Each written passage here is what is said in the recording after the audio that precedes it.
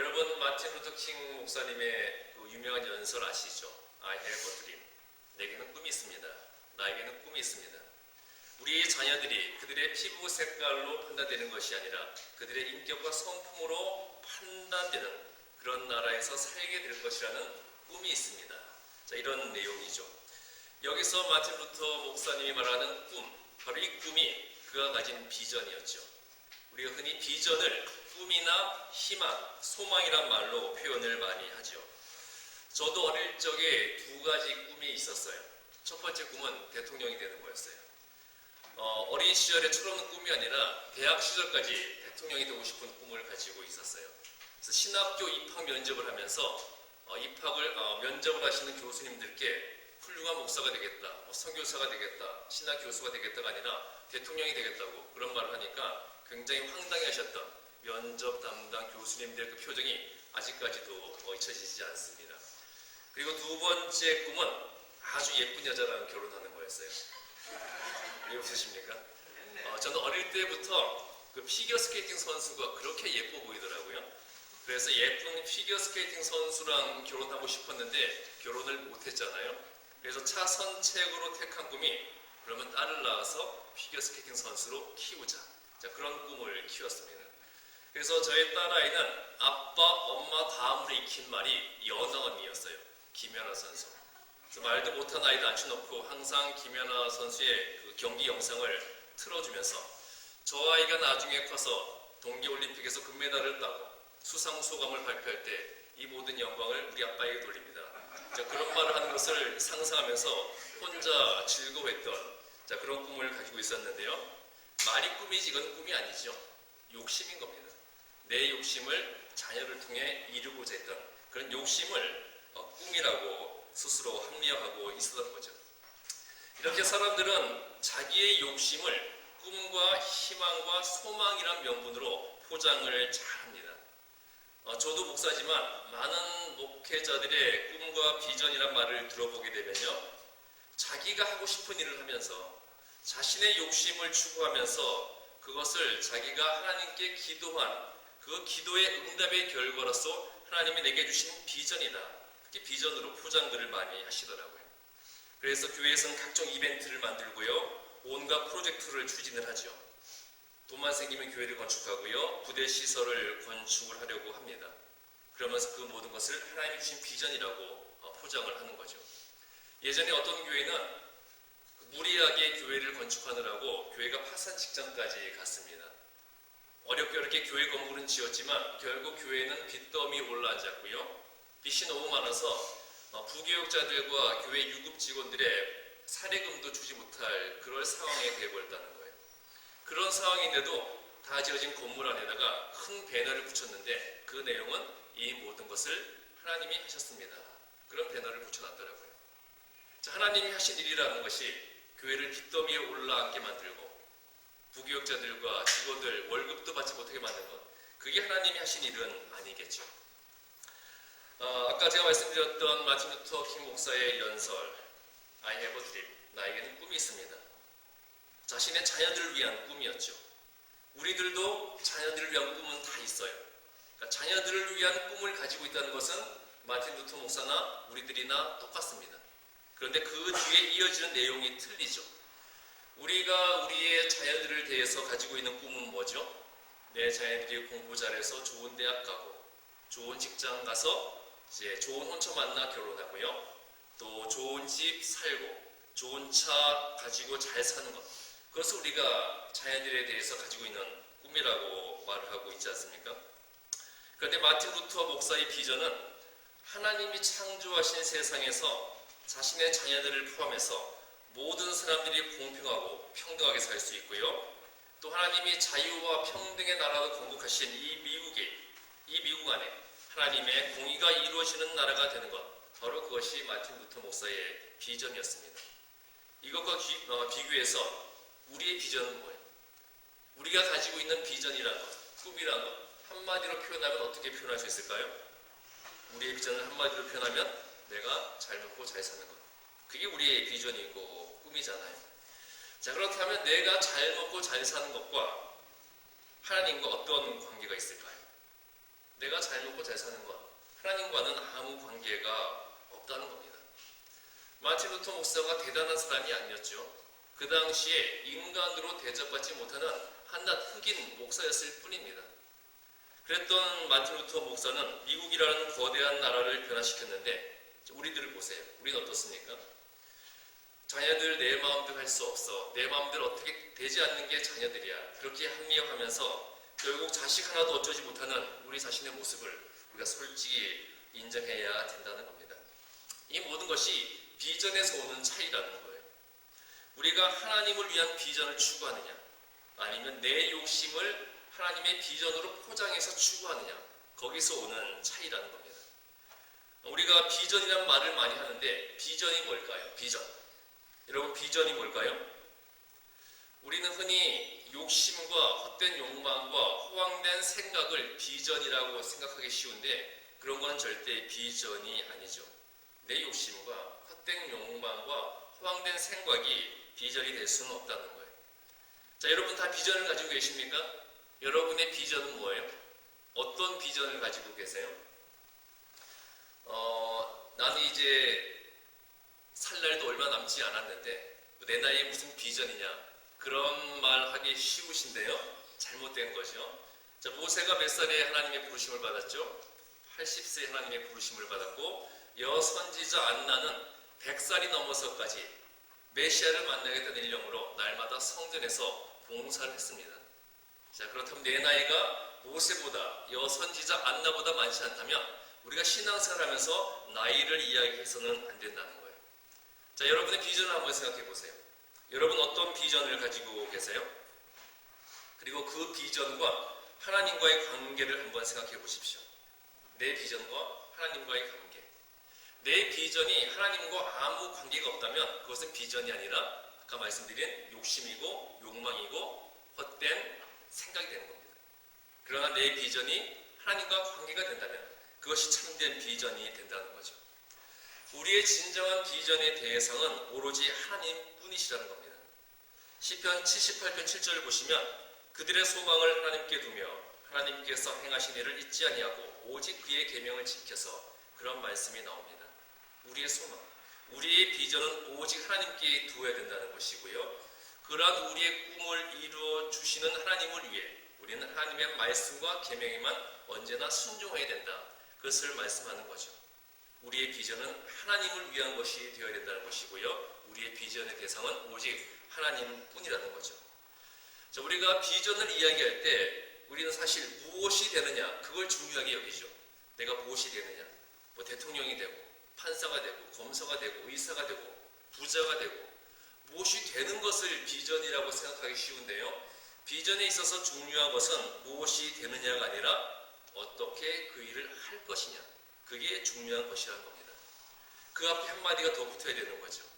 하나님과의 관계 속에서 어떻게 그 일을 할 것이냐, 하나님과의 관계 속에서 어떻게 내 일을 행할 것이냐, 그것이 비전에 있어서 가장 중요한 것이 된다는 것입니다. 자, 욥기 31장 24절을 보면 욥이 말합니다. 내가 내 소망을 금에다 두지 않고 순금에게 너는 내 의를 하는 말을 하지 않았다. 그렇게 말을 하고 있죠. 자, 고대 사회에서 금, 순금이 의미하는 게 뭘까요? 그 사람의 재물, 재산이죠. 그리고 재산은 곧 그 사람의 신분을 의미하는 거고요. 그 많은 재산은 그 사람의 힘과 권력을 상징하는 거죠. 그러니까 욥이 금에다 소망을 두지 않고 순금을 바라보지 않았다는 것은 욥에게 있어 재물과 신분과 권력은 중요한 것이 아니었다는 겁니다. 욥에게 있어 부와 신분과 권력은 목적이 아니라 수단이었다는 거예요. 무슨 수단이었다는 걸까요? 하나님의 영광을 드러내고 하나님의 이름을 높이기 위한 그 수단일 뿐이었다는 겁니다. 우리가 하나님 앞에서 비전을 가진 하나님의 사람이라면 내가 내 자신만을 위해서가 아니라 하나님을 위해서 내가 이 세상과 모든 사람들을 향한 축복의 통로가 되겠다, 복의 근원이 되겠다, 이것이 우리가 가지는 비전의 모습이 되어야 된다는 겁니다. 우리가 하나님 앞에서 비전을 가진 하나님의 사람이라면 내가 모든 사람을 위한 축복의 통로, 복의 근원이 되겠다, 이것이 온전한 비전 가진 자의 태도가 된다는 거죠. 이것을 위해서 우리의 기도가 바뀌어야 되는 겁니다. 정말 우리의 기도부터 바뀌어야 돼요. 우리의 기도를 한번 보세요. 여러분의 기도를 생각해 보실 때 내 기도 가운데 내가 하나님께 드리겠다는 것과 하나님께 달라는 것 중에 뭐가 더 많아요? 솔직히 뭐가 더 많습니까? 우리의 기도는 대부분 달라는 것으로만 채워져 있잖아요. 그런데 예수님이 기도의 모범을 우리에게 보여주셨죠. 너희는 이렇게 기도하라. 기도의 모범으로 주신 게 뭐예요? 주기도문. 주님 가르쳐 주신 기도죠. 자, 주기도문의 중요한 주제가 뭐죠? 주기도문의 중요한 주제는 하나님의 이름이 거룩히 여김을 받고 하나님의 뜻이 이 땅 위에 이루어지는 것. 그것이 주기도문의 중요한 주제가 되는 거잖아요. 자, 그렇다면 하나님의 이름이 거룩히 여김을 받고 하나님의 뜻이 이 땅 위에 이루어지기 위해 내가 할 수 있는 것이 무엇인지 기도하고 그렇게 기도하는 가운데 내가 할 수 있는 일을 찾아서 하는 것. 그것이 바로 비전이 된다는 겁니다. 자, 그런데 우리는 흔히 비전을 이야기할 때 환경과 여건이 중요하다고 그러죠. 환경과 여건이 중요하다고 그럽니다. 그런데 하나님을 위한 비전을 키우는 데 있어서 여건과 환경은 중요한 게 아닙니다. 자, 요셉을 한번 보세요. 요셉은 형들에게 배신을 당해서 애굽 땅에 노예로 팔려갔습니다. 그것도 모자라서 억울한 누명을 쓰고 감옥에 갇히는 죄수가 되었죠. 그럼에도 불구하고 요셉은 자신의 처지를 원망하지 않았어요. 하나님이 주신 꿈을 잃지 않았습니다. 하나님이 나를 이 애굽 땅에 보내신 것은 이 땅에서 하나님의 이름을 높이고 하나님의 영광을 드러내기 위함일 것이다. 내가 이런 상황에서 어떻게 하나님의 영광을 드러낼 수 있을까? 늘 그것을 위해 기도하고 그것을 생각하니까 결국 요셉이 어떻게 됐습니까? 노예로 끌려간 나라에서 총리 대신이 되었고요. 애굽 왕 바로와 애굽의 모든 백성들이 요셉을 보며 요셉의 하나님이 가장 지혜로운 신이시다. 요셉의 신 하나님처럼 지혜로운 분이 저와 같은 신이 이 땅에 없다. 이방인들이 하나님의 이름을 찬양하도록 만들었잖아요. 자, 다니엘도 마찬가지죠. 다니엘은 전쟁 포로였어요. 유다 왕국이 바빌론에 멸망당했습니다. 나라가 멸망하고 나라를 빼앗기고 다니엘은 바빌론의 포로로 끌려갔죠. 자, 포로로 끌려간 상태에서도 언제나 다니엘은 잃어버린 땅 예루살렘 쪽을 바라보면서 내가 이 바빌론 땅에 끌려온 것은 하나님의 뜻이 있을 것이다. 이 땅에서 내가 하나님의 이름을 위해 무엇을 할 수 있을까? 내가 어떻게 해야 하나님의 영광을 드러낼 수 있을까? 그렇게 자신의 비전을 키워가며 하나님께 기도를 하자. 전쟁 포로였던 다니엘을 통해서 또 어떤 일이 생깁니까? 바빌론 왕, 이방인인 바빌론 왕과 바빌론 백성들이 다니엘을 보면서 다니엘의 하나님을 찬양할지어다. 이 세상에 하나님과 같은 신은 없다. 그렇게 하나님의 이름을 찬양하도록 만들었잖아요. 자, 우리 하나님을 믿는 자들의 가장 큰 문제 중에 하나가 생활과 신앙이 분리되는 겁니다. 신앙생활은 교회에 와서만 하는 것이 되어버린다는 거죠. 근데 이건 분명히 잘못된 거죠. 우리의 하루하루의 삶 자체가 신앙이 되어야 되는 것이고 우리의 하루하루의 삶 자체가 예배가 되어야 되는 거죠. 하나님을 위한 비전은 우리의 실생활을 통해서 이루어져야 된다는 거예요. 많은 분들이 생각하시기를 교회에서나 밖에서나 신앙생활하는 것은 목사들이 하는 것이다. 그렇게 말씀하시기 쉬운데 그게 아니죠. 자, 성경의 인물들을 보세요. 성경의 위대한 인물들이 다 목회자였어요. 성경의 위대한 인물들, 목회자가 아닌 분들이 훨씬 많죠. 자, 스데반 집사를 보더라도 스데반 집사는 말 그대로 집사였잖아요. 초대교회에서 집사를 왜 선출했죠? 사도들의 사역을 나누기 위해서. 사도들의 사역 중에서도 구제 사역, 어려운 사람을 돕는 봉사 사역을 담당하기 위해서 7 집사가 선출되었고 스데반 집사도 그 7 집사 중에 한 사람이었죠. 자, 그렇다면 스데반 집사가 주일에 교회에서 구제 사역하다가 순교당했나요? 아니죠. 스데반 집사는 밖에 나가서 생활 중에 복음을 전하고 말씀을 전하다가 순교당했잖아요. 자, 스데반 집사가 돌에 맞아 순교당하는 상황에서 하늘을 바라보고 어떤 환상을 보았을 때 기쁘게 웃으면서 죽었습니다. 스데반 집사가 어떤 환상을 보았기에 돌에 맞아 죽는 그 극심한 고통 속에서 환하게 웃으면서 죽을 수가 있었을까요? 자, 스데반 집사는 이런 환상을 보았던 겁니다. 나는 비록 이 자리에서 돌에 맞아 죽지만 내 죽음을 통해서 복음이 전 세계로 퍼져나가고 복음이 더욱더 확장되어서 전 세계 곳곳에 교회가 세워지고 많은 사람들이 교회를 통해 예수님께 오는 그 환상을 보았기 때문에 내 꿈과 비전은 다 이루어졌다. 기쁘게 웃으면서 죽을 수가 있었던 거죠. 자, 다윗은 왕이었습니다. 다윗도 목회자는 아니었어요. 왕이었습니다. 그런데 자신이 가진 왕으로서의 권력을 자신의 영광을 위해 사용한 것이 아니라 자신의 권력을 통해서 하나님을 위한 비전을 이루어 나가고자 했죠.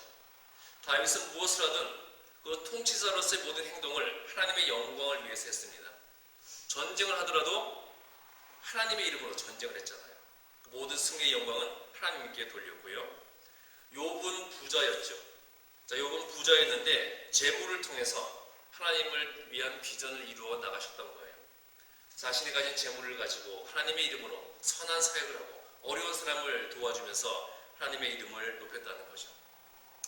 자, 내가 하나님을 위한 비전을 가져야 되는데 내 형편과 사정이 좋지 않아서 무슨 비전을 가질 수 있겠냐. 환경과 상황을 탓하기 쉬운데요. 내가 기껏해야 마켓에서 일하고 식당 조업원이고 평범한 회사원일 뿐인데 무슨 비전을 가질 수 있겠냐. 자, 그렇게 생각할 수 있겠지만 이건 잘못된 자세죠. 우리가 아무리 어렵고 힘들어도 요셉이나 다니엘보다 더 극한 상황에 떨어져 본 적은 없을 겁니다. 요셉과 다니엘은 노예로 팔려갔습니다. 죄수가 되었어요. 전쟁 포로로 외국의 포로로 끌려간 그런 사람들이었습니다. 그들보다 더 극심한 환난에 처할 수는 없다는 거죠.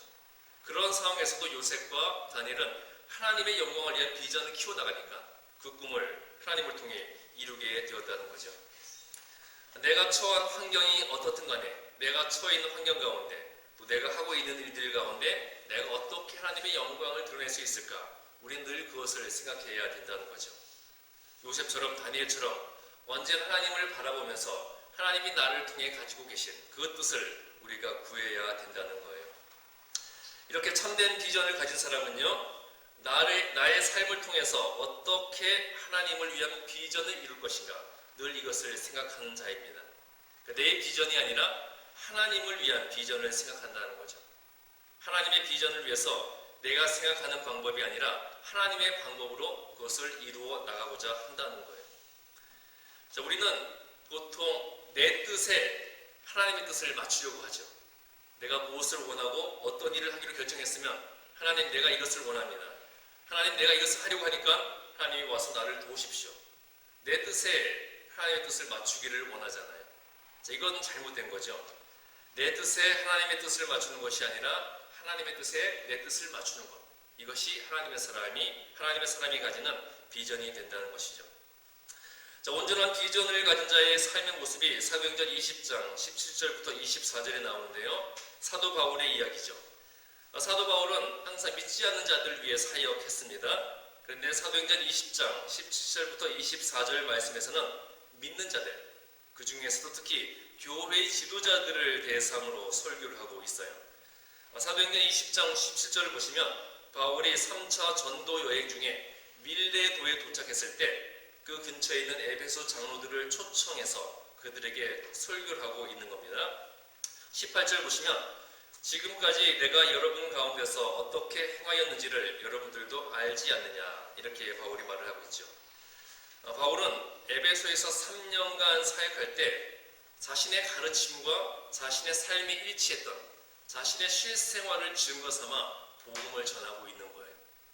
여러분도 아실 겁니다. 바울은 말을 잘하는 사람이었어요? 못하는 사람이었어요? 말을 잘 못하는 사람이었어요. 말이 굉장히 어눌한 사람이었습니다.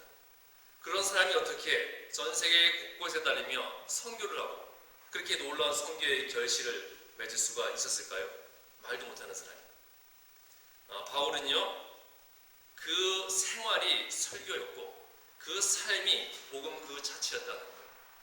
자신이 말하는 설교, 자신이 가르치는 그 가르침과 그의 삶이 정확하게 일치가 되었다는 겁니다. 삶 자체가 설교였고 그의 생활 자체가 복음이 되었다는 거죠. 자, 이렇게 바울은 신앙과 생활의 일치로 인해서 언제나 당당할 수 있었고요. 그런 바울의 말씀을 듣는 사람들도 바울이 전하는 하나님의 말씀에 순종할 수밖에 없었다는 거죠. 19절 보시면 바울은 고백을 합니다. 겸손한 마음으로 유대인의 간교로 말미암아 시험을 당할 때도 눈물 흘리며 주님을 섬겼다. 그렇게 고백을 하죠. 복음을 전하면서 극심한 환난과 고통을 겪었지만 그럼에도 불구하고 눈물 흘리며 주님을 섬기고 복음을 전했다는 거예요. 아무리 환난과 핍박이 오더라도 주님을 섬기는 것, 복음을 전하는 것이 자기의 비전이었기 때문에 하나님 우리의 그 일을 끝까지 감당했다는 겁니다. 이런 바울을 향한 유대인들의 적개심과 핍박은 대단했죠. 유대교 유대인들에게 있어서 바울은 배신자였죠. 바울은 정통 유대인이었고요. 차세대 유대교 종교 지도자로 촉망받는 그런 젊은 사람이었습니다. 정말 모든 사람들에게 촉망받는 차세대 지도자였던 바울이 한순간에 유대교에서 그리스도교로 개종을 했잖아요. 그리고 그리스도교의 그 교리를 전하면서 유대교의 무엇을 비판하니까 유대교 유대인들에게 있어서 바울은 원수였던 겁니다. 그래서 어떻게든 바울을 잡아서 바울을 죽이려고 했어요. 자, 그런 상황에서 성령께서 바울에게 예루살렘으로 돌아가라고 지시를 하셨습니다. 자, 23절 보시면요. 바울은 자신이 예루살렘에 돌아갈 때 어떤 일이 생길지 다 알고 있었습니다. 오랫동안 선교 사역을 감당하고 돌아왔다고 환영받고 사람들에게 칭송을 받고 상을 받는 것이 아니라 예루살렘에 돌아가기만 하면 자기를 기다리고 있는 유대인들에 의해서 붙잡히고 체포당해서 감옥에 갇히고 그리고 죄의 수가 되어서 엄청난 핍박을 겪을 것을 이미 알고 있었습니다. 성령이 바울에게 그것을 말씀해 주셨어요. 그런데 24절 보시면 그럼에도 불구하고 바울은 예수님께 받은 복음 증거의 사명을 감당하는 데 있어서 자신의 생명도 아끼지 않겠다고 선포를 하고 있습니다. 자신의 생명을 아끼지 않고 복음 증거의 사명을 감당하는 것이 자기의 꿈이고 비전이기에 자기는 끝까지 그 사명을 감당하겠다고 선포하고 있는 거죠. 자, 바울은 세상적으로 보면 사람들이 비전과 목표로 삼고 있는 모든 것을 가졌던 사람이에요. 그렇죠? 자, 사람들이 세상적으로 비전이라고 말하는 것, 꿈이라고 말하는 것, 삶의 목표라고 말하는 것 뭐가 있습니까? 돈이 있고요. 또 학식, 학벌, 권력, 명성 이런 것들을 사람들이 세상에서 꿈이라고 그러고 비전이라고 그러고 목표라고 그러잖아요. 바울은 이 모든 것을 다 가지고 있는 사람이었습니다. 좋은 집안 출신이었고요. 최고의 학벌을 가지고 있었고 당연히 최고의 지식인이었고요.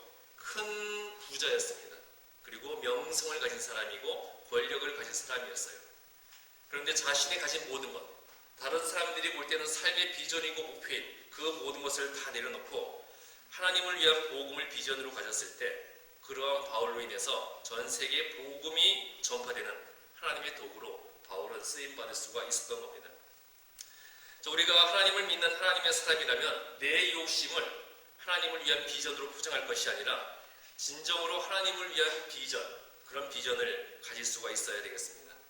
자, 그러한 하나님을 위한 비전을 위해서 내 신앙과 삶이 일치되어서 하나님을 섬길 때 바로 나를 통해서 여러분을 통해서 우리 교회를 통해서 하나님은 크고 놀라운 일을 행하여 주실 것입니다. 자, 여러분 하나님 안에서 하나님을 위해서 크고 놀라운 꿈을 꾸시고요. 하나님을 위해서 큰 비전을 가지시기 바랍니다. 그 비전을 가지시고 하나님이 그 일을 이루실 수 있도록 내 신앙과 삶을 일치시켜 하나님을 섬기심으로 말미암아 바로 여러분을 통해서 하나님이 여러분 자신에게, 여러분 가정에, 또 우리 교회에 크고 놀라운 일을 이루어주시는 그런 도구가 되시기를 주님의 이름으로 축복합니다. 기도하겠습니다.